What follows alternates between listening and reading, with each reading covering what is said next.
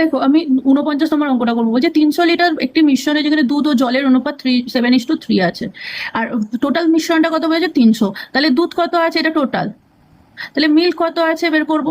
Milk বের করতে গেলে কি করতে হবে, 300 গুণ 7/10, এই দুটোকে যোগ করে বসিয়ে দেবো, আনুপাতিক ভাগ, আর 0 0 কেটে গেল, তাহলে 210 হলো।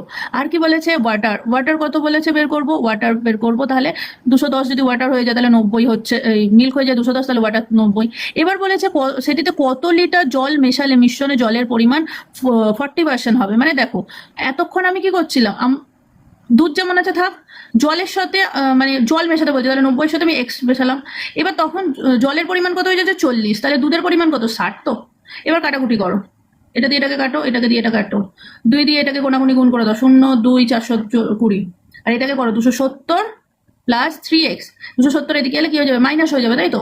270কে মাইনাস করো, 0 7 আছে কত হলে 12 হবে, 5 দিয়ে এখান থেকে 1 এলো, 2 আর 1 3, 100 হলো, সমান সমান 3x। তাহলে x সমান সমান কত 50।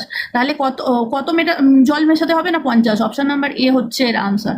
যদি তোমরা বুঝতে পারো তাহলে লাইক কমেন্ট শেয়ার করবে।